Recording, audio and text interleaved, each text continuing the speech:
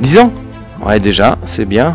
J'espère qu'on pourra renouveler 10 ans. Donc Reine Mathilde fête ses 10 ans, ça montre à quel point le programme est important pour la filière bio. Au bout de 10 ans, on peut dire que c'est un programme exemplaire qui rayonne bien au-delà de la Normandie. On est le seul projet multipartenariat. Ça, c'est très important, le multipartenariat. Très envié partout en France. C'est un programme qui est dynamique, réellement ancré sur son territoire et qui vit avec son écosystème et évolue en fonction de celui-ci pour le servir au mieux et développer le bio avant tout.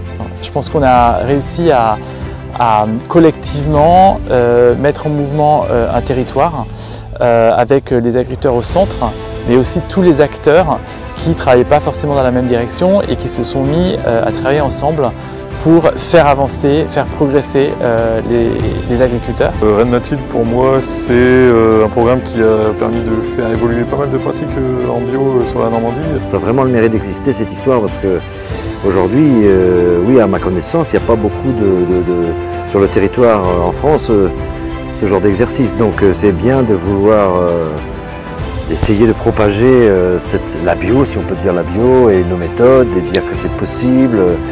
Mais on est face à un vent de résistance énorme et il y a encore beaucoup de travail, quoi. Oui.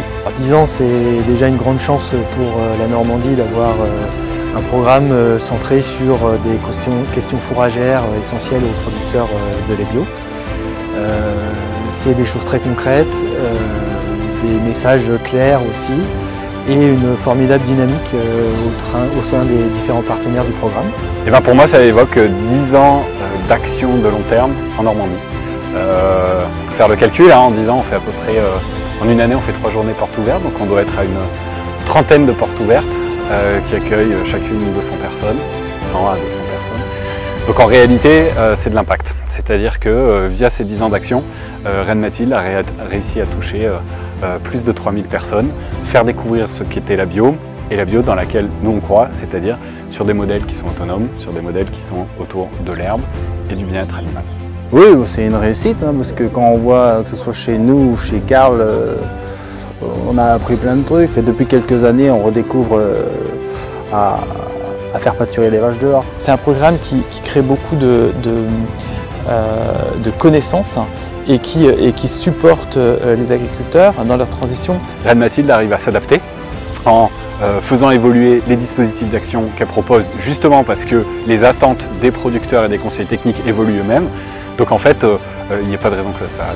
Grâce à tous les conseillers et tous les partenaires, on est assez réactifs, je trouve, et du coup, Reine Mathilde a clairement sa place puisqu'il est assez précurseur à chaque fois sur les thèmes à aborder. Et puis on veut que ça continue pour une chose toute simple. Il y a des super relations humaines, et ça c'est très important dans notre projet Reine Mathilde. Longue vie à Reine Mathilde et aux démarches multipartenaires qui sont très exemplaires dans leur concept. Ce qu'on peut souhaiter à Reine Mathilde, c'est évidemment de continuer à s'étendre, de continuer à fédérer les acteurs de terrain, mais aussi de la filière autour de la bio, et surtout que de plus en plus de producteurs se convertissent à l'agriculture biologique et soient heureux d'être en bio.